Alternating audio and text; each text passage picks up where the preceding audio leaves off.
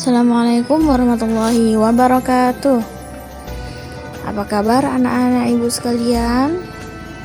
Tentunya dalam kondisi baik kan? Jadi karena berhubung hari ini ibu berhalangan masuk, jadi ibu akan membagikan materi bab 3, yaitu tentang Khulafaur Rasyidin. Setelah wafatnya Rasulullah, muncul dinamika politik di kalangan umat Islam, yang mana saat itu ada 3 kandidat yang ditunjuk untuk menggantikan kepemimpinan Rasulullah. Yang pertama, Abu Bakar As-Siddiq dari perwakilan kaum Muhajirin. Kemudian yang kedua, yakni Sa'ad bin Ubadah dari kaum Ansor. Dan yang ketiga, yakni Ali bin Abi Thalib dari keluarga Rasulullah.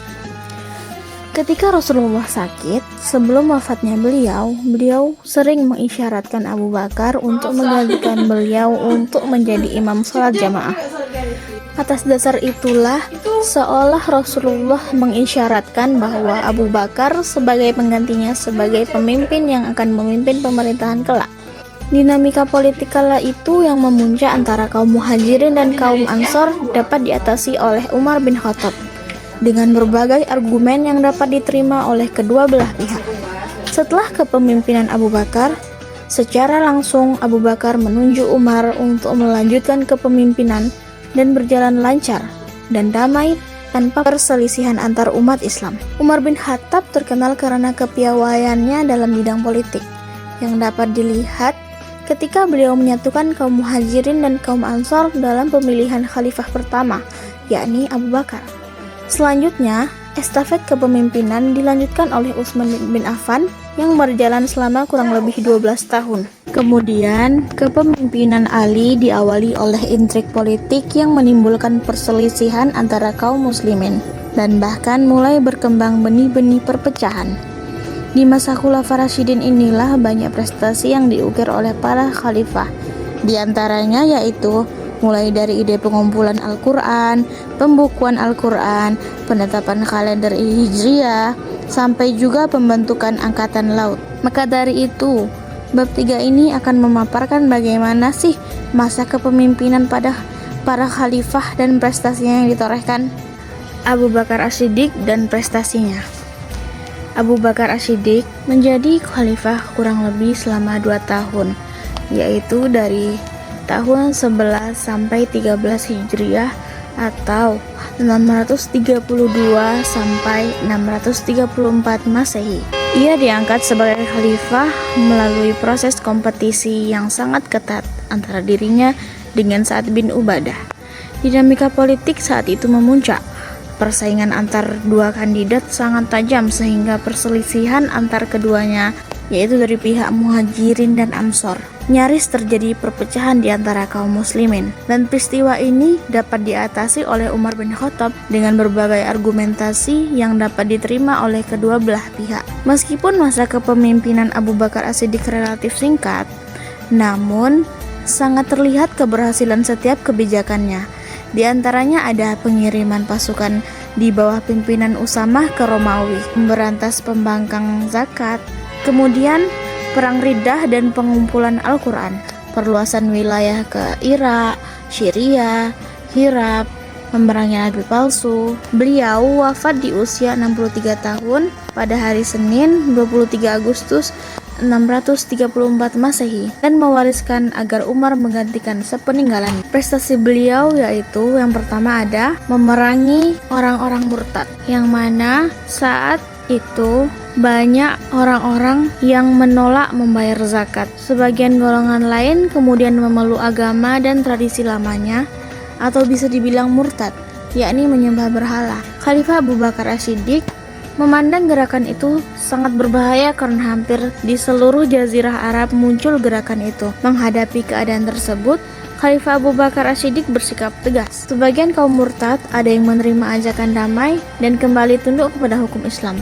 Namun, ada juga yang tak mau berdamai dan memilih berperang. Mereka dipimpin oleh orang-orang yang mengangkat dirinya sebagai nabi, yaitu diantara lain seperti Musailamah Al-Kadzab dari Yamamah. Kemudian dari pertarungan antara Musailamah dan kaum muslimin dimenangkan oleh kaum muslimin, yang mana pada masa itu kaum muslimin dipimpin oleh Khalid bin Walid yang mengakibatkan banyak penghafal Al-Quran yang wafat. Selain Musailamah, ada juga Tulaihah bin Khalid Al-Asadi, juga menganggap dirinya sebagai nabi yang berasal dari Bani Asad. Kemudian yang kedua ada kodifikasi Al-Quran. Dampak dari perang Yamamah dengan Musailamah mengakibatkan gugurnya para penghafal Al-Quran. Situasi ini pun diresahkan oleh kaum muslimin yang khawatir bahwa Al-Quran akan lenyap seiring dengan para penghafalnya yang juga semakin berkurang. Atas inisiatif Umar bin Khattab, Abu Bakar diberi saran agar mulai membukukan Al-Quran. Awalnya Abu Bakar tidak setuju. Kenapa? Karena menurut beliau, ide tersebut tidak ada pada zaman Rasulullah dan Rasulullah tidak pernah membukukannya. Namun, atas penjelasan dari Umar, akhirnya pendirian Abu Bakar luluh dan beliau kemudian menunjuk Zaid bin Sabit sebagai pemimpin untuk mengumpulkan Al-Quran. Setelah selesai dikumpulkan, mushaf itu kembali diserahkan kepada sang khalifah Abu Bakar As-Siddiq, yang mana ketika setelah Abu Bakar As-Siddiq wafat, mushaf tersebut disimpan oleh putri Umar bin Khattab yang juga merupakan salah satu dari Rasulullah yang bernama Hafsah binti Umar. Dan yang ketiga, perluasan wilayah dakwah pada masa Abu Bakar As-Siddiq. Pada masa beliau, mulai menyebarlah ajaran Islam ke wilayah yang lebih luas lagi setelah situasi sosial politik masyarakat Islam dirasa stabil. Penyebaran dakwah Islam semakin diperluas ke berbagai wilayah. Salah satunya adalah dakwah yang dipimpin oleh Panglima Usamah bin Zaid bin Harithah ke Suriah. Sebenarnya, pasukan ini telah dipersiapkan sejak zaman Nabi Muhammad, tetapi karena beliau meninggal dunia, tertundalah untuk sementara waktu dakwah tersebut hingga dilanjutkan di era Abu Bakar. Tidak berhenti di situ saja, umat Islam di bawah kepemimpinan Abu Bakar As-Siddiq juga merambah ke kekaisaran Persia dan Bizantium, yang mana melalui perang Yarmuk yang cukup sulit, pasukan Islam akhirnya berhasil menaklukkan Bizantium dan juga menjadi awal runtuhnya kekaisaran Bizantium tersebut.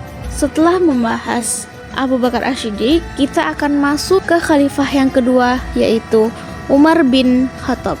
Umar bin Khattab dan prestasinya. Umar bin Khattab memiliki julukan Al-Furqan. Ia mempunyai perawakan yang tinggi besar dan mampu bekerja dengan dua tangannya secara seimbang. Beliau adalah seseorang yang sangat ditakuti baik oleh lawan maupun kawan. Umar bin Khattab diangkat sebagai khalifah melalui penunjukan langsung atas dasar wasiat khalifah sebelumnya, yaitu Abu Bakar As-Siddiq. Beliau memerintah selama 10 tahun, yaitu dari tahun 13 Hijriah sampai 23 Hijriah atau 634 Masehi sampai 644 Masehi. Berikut prestasi yang diraih oleh Umar bin Khattab selama menjabat sebagai pemerintahan. Yang pertama ada perluasan wilayah dakwah Islam, yang mana itu terjadi secara besar-besaran dan disebut sebagai periode Futuhat al-Islamiyah. Jadi Islam itu tersebar besar-besaran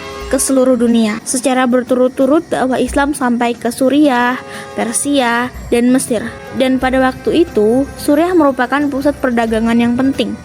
Oleh karena itu, Umar bin Khattab berusaha keras untuk memperluas wilayah dakwahnya. Wilayah Suriah memiliki beberapa kota yang menjadi pusat kekuatan Romawi Timur atau Bizantium yang beragama Kristen. Beberapa kota tersebut adalah Damaskus, Yordania, Yerusalem, Hims, dan Antioquia. Pada masa Khalifah Umar bin Khattab begitu luas hingga Afrika Utara, Armenia, dan sebagian wilayah Eropa Timur. Guna memudahkan jalannya pemerintahan, Khalifah Umar bin Khattab membagi wilayah Islam menjadi 8 provinsi serta menunjuk seorang gubernur untuk memerintah pada wilayah provinsi tersebut. Kemudian yang kedua yaitu mengatur administrasi dan keuangan pemerintahan. Karena perluasan daerah terjadi sangat cepat, Umar radhiyallahu an segera mengatur ke administrasi negara dengan mencontoh administrasi yang sudah berkembang, terutama di Persia. Administrasi pemerintahan diatur menjadi 8 wilayah provinsi: Mekah, Madinah, Syria, Jazirah Basrah, Kufah, Palestina, dan Mesir. Pada masa pemerintahannya, Umar bin Khattab membentuk Baitul Mal dan Dewan Perang. Baitul Mal bertugas mengurus keuangan negara, Dewan Perang bertugas mencatat administrasi ketentaraan. Umar bin Khattab adalah khalifah pertama kali yang memperkenalkan sistem penggajian bagi pegawai pemerintah. Ia juga memberikan santunan dari Baitul Mal kepada seluruh rakyatnya. Besarnya santunan disesuaikan lamanya memeluk Islam. Pada masa Khalifah Umar bin Khattab, kemakmuran dapat dinikmati rakyat dari seluruh pelosok negeri. Kemudian yang ketiga, menetapkan kalender Hijriah yang terjadi pada masa Khalifah Umar bin Khattab. Menetapkan permulaan tahun Islam pada saat Nabi Muhammad hijrah dari Mekah dan Madinah. Hal itu disebabkan hijrah merupakan titik balik kemenangan Rasulullah. Hijrah juga menandai 2 periode dakwah Islam. Periode dakwah sebelum Nabi Muhammad SAW hijrah disebut periode Mekah, sedangkan periode dakwah setelah beliau hijrah dikenal sebagai periode Madinah. Demikian pula pembagian surah-surah Al-Quran yang turun sebelum hijrah disebut surah Makkiyah, sedangkan yang turun setelah hijrah disebut surah Madaniyah. Kemudian yang keempat, Dewan Pemilihan Khalifah, yang mana Khalifah Umar bin Khattab membentuk dewan tersebut yang akan mencari pengganti beliau. Dewan tersebut beranggotakan 6 orang sahabat yang saat itu dianggap paling tinggi tingkatannya. Keenam anggota dewan itu adalah Utsman bin Affan, Ali bin Abi Thalib, Thalhah bin Ubaidillah, Zubair bin Awam, Abdurrahman bin Auf, dan Sa'ad bin Abi Waqqas. Beliau wafat akibat ditusuk pada saat beliau sedang melakukan sholat oleh Abu Lu'lu'ah al-Majusi, seorang mantan budak Persia, menandakan berakhirnya pemerintahan masa Umar bin Khattab. Selanjutnya, Utsman bin Affan dan prestasinya.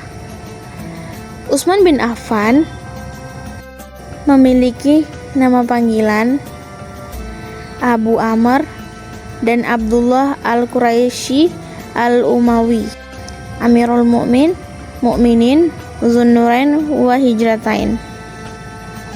Utsman bin Affan merupakan salah satu dari 10 sahabat Rasulullah SAW yang diberitakan sebagai penghuni surga.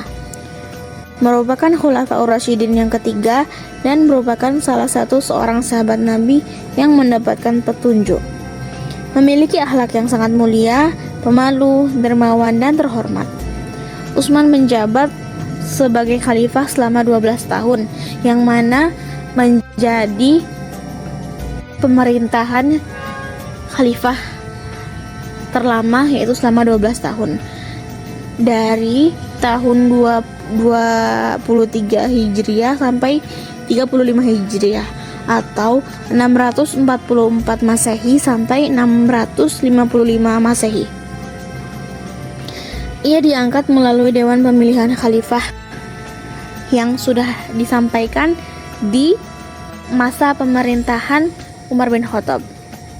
Jadi apa saja sih prestasi yang diraih oleh Khalifah Utsman bin Affan? Yang pertama ada kodifikasi Mushaf Al-Quran. Kodifikasi Al-Quran pada masa Utsman bin Affan, pengumpulan dan penulisan Al-Quran disebut Mushaf Utsmani atau Al-Imam. Himpunan Al-Quran yang telah dikumpulkan pada masa Abu Bakar digandakan menjadi 4 buah oleh Zaid bin Sabit, dibantu oleh Abdullah bin Zubair, Said bin As, dan Abdurrahman bin Haris. Dari 4 mushaf tersebut didistribusikan ke beberapa wilayah seperti Mekah, Suriah, Basrah, dan Kufah. Kodifikasi Al-Quran pada masa Khalifah Utsman bin Affan atas saran Hudzaifah bin Yaman.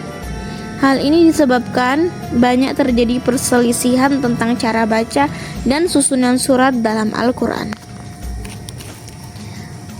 Selanjutnya, prestasi yang kedua yaitu renovasi Masjid Nabawi. Masjid Nabawi adalah masjid yang pertama kali didirikan oleh Nabi Muhammad SAW. Pada saat pertama kali tiba di Madinah dari perjalanan hijrahnya. Masjid ini pada mulanya hanya kecil dan sangat sederhana. Dengan semakin banyaknya jumlah umat Islam, maka Khalifah Umar bin Khattab mulai memperluas masjid ini. Masjid Nabawi telah mulai dibangun sejak masa Khalifah Umar bin Khattab, yang kemudian dilanjutkan perenovasiannya dan diperluas oleh Khalifah Utsman bin Affan. Selain diperluas, Masjid Nabawi juga dibangun dengan bentuk dan coraknya yang lebih indah. Prestasi yang ketiga yaitu pembentukan angkatan laut pada masa Khalifah Utsman bin Affan. Wilayah Islam sudah mencapai Afrika, Siprus hingga Konstantinopel. Muawiyah saat itu menjabat gubernur Suriah mengusulkan dibentuknya angkatan laut. Usul itu disambut dengan baik oleh Khalifah Utsman bin Affan. Tujuan dibentuknya angkatan laut adalah untuk melindungi wilayah Afrika, Siprus hingga Konstantinopel yang banyak diliputi lautan. Dalam perkembangannya, angkatan laut itulah yang kelak akan membawa misi dakwah Islam hingga ke daratan Eropa, bahkan sampai Indonesia. Yang keempat yaitu perluasan wilayah dakwah Islam pada masa Khalifah Utsman bin Affan. Yang pertama ada perluasan ke Khurasan, yang mana beliau mengutus Sa'ad bin As dan Huzaifah bin Yaman memimpin pasukan Islam ke Khurasan. Yang kedua, perluasan ke Armenia. Salman Rabi'ah al-Bahili diutus Utsman bin Affan berdakwah ke Armenia. Sebagian besar rakyat Armenia saat itu menyambut tentara Islam dengan sukacita. Kemudian yang ketiga yaitu perluasan ke Tunisia. Khalifah memerintahkan Abdullah bin Sa'ad untuk menaklukkan Tunisia yang telah dikuasai Romawi.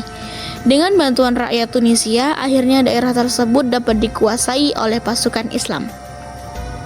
Dan yang keempat, menaklukkan Rey dan Azerbaijan. Dan yang kelima, perluasan dakwah Islam ke Amuriah dan Siprus.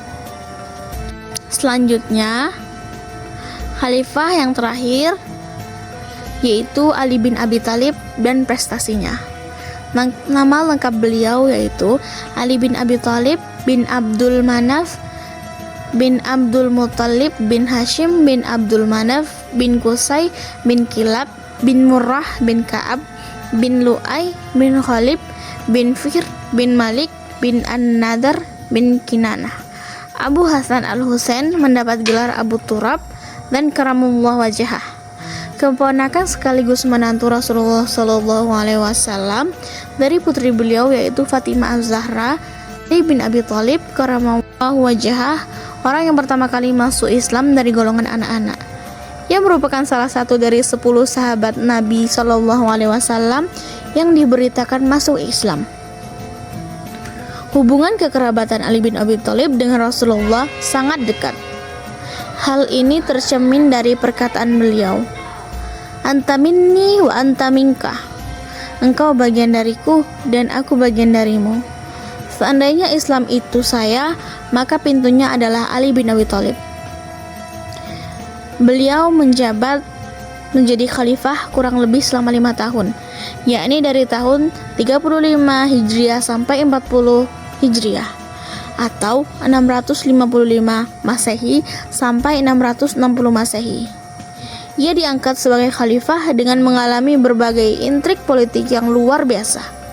Ali bin Abi Thalib memiliki prestasi yang semana sebagai berikut. Yang pertama yaitu mengganti pejabat yang kurang cakap. Beliau menginginkan sebuah pemerintahan yang efektif dan efisien. Oleh karena itu, beliau kemudian mengganti pejabat-pejabat yang kurang cakap dalam bekerja. Namun, karena pejabat-pejabat tersebut banyak berasal dari keluarga Khalifah Utsman bin Affan, Akibatnya, makin banyak kalangan Bani Umayyah yang tidak menyukai Khalifah Ali bin Abi Thalib. Di antara langkah tegas Ali bin Abi Thalib yaitu memberantas korupsi dengan mencabut fasilitas pejabat pada masa Khalifah Utsman bin Affan. Banyak kerabatnya yang diberi fasilitas negara. Khalifah Ali bin Abi Thalib memiliki tanggung jawab untuk membereskan permasalahan tersebut. Beliau menyita harta para pejabat tersebut yang diperoleh secara tidak benar. Harta tersebut kemudian disimpan di Baitul Mal dan digunakan untuk kesejahteraan rakyat. Ali bin Abi Thalib juga menghapus upaya penindasan yang dilakukan pejabat. Cara beliau menegakkan keadilan yaitu dengan membuat SOP dalam hal-hal yang terkait dengan tugas jaksa, hakim, dan penegak hukum lainnya, melakukan kontrol pasar dan memberantas para pedagang licik, penimbun barang, dan pasar gelap. Kemudian yang B atau yang kedua yaitu membenahi keuangan negara atau Baitul Mal. Pada masa Khalifah Utsman bin Affan, banyak kerabatnya yang diberi fasilitas negara. Khalifah Ali bin Abi Thalib memiliki tanggung jawab untuk membereskan permasalahan tersebut. Beliau menyita harta para pejabat tersebut yang diperoleh secara tidak benar. Harta tersebut kemudian disimpan di Baitul Mal dan digunakan untuk kesejahteraan rakyat. Kebijaksanaan tersebut mendapat tantangan dan perlawanan dari mantan penguasa dan kerabat Utsman bin Affan. Mereka menghasut para sahabat yang lain untuk menentang kebijakan Ali bin Abi Thalib dengan melakukan perlawanan terhadap Khalifah Ali bin Abi Thalib. Akibatnya terjadi peperangan seperti Perang Jamal dan Perang Siffin. Yang ketiga, yaitu beliau memajukan ilmu nahwu. Pada masa pemerintahan Khalifah Ali bin Abi Thalib, penulisan huruf hijaiyah belum dilengkapi dengan tanda baca, seperti kasroh, fathah, dhammah, dan syaddah. Hal itu menyebabkan banyaknya kesalahan bacaan teks Al-Quran dan hadis di daerah-daerah yang jauh dari Jazirah Arab. Untuk menghindari kesalahan fatal dengan bacaan Al-Quran dan hadis, Khalifah Ali bin Abi Thalib memerintahkan Abu Aswad Ad-Dauli untuk mengembangkan pokok-pokok ilmu nahwu, yaitu ilmu yang mempelajari tata bahasa Arab. Keberadaan ilmu nahwu diharapkan dapat membantu orang-orang non-Arab untuk mempelajari sumber utama ajaran Islam, yaitu Al-Quran dan hadis. Yang terakhir adalah pembangunan kota Kufah. Khalifah Ali bin Abi Thalib membangun kota Kufah secara khusus. Pada awalnya, kota Kufah disiapkan sebagai pusat pertahanan oleh Muawiyah bin Abi Sufyan. Akan tetapi, kota Kufah kemudian berkembang menjadi pusat ilmu tafsir, ilmu hadis, ilmu nahwu, dan ilmu pengetahuan lainnya. Dari sepanjang materi bab 3, Ibu akan mengevaluasi hasil pembelajaran otodidak anak-anak melalui ringkasan yang harus anak-anak buat dan diserahkan kepada Ibu minggu depan. Semoga penjelasan tadi dapat anak-anak terima dan anak-anak pahami. Oke, sekian dari Ibu. Setelah ini tolong dipelajari lagi baik-baik materi bab 3 karena Ibu akan melakukan evaluasi di pekan depan. Sekian, wassalamualaikum warahmatullahi wabarakatuh.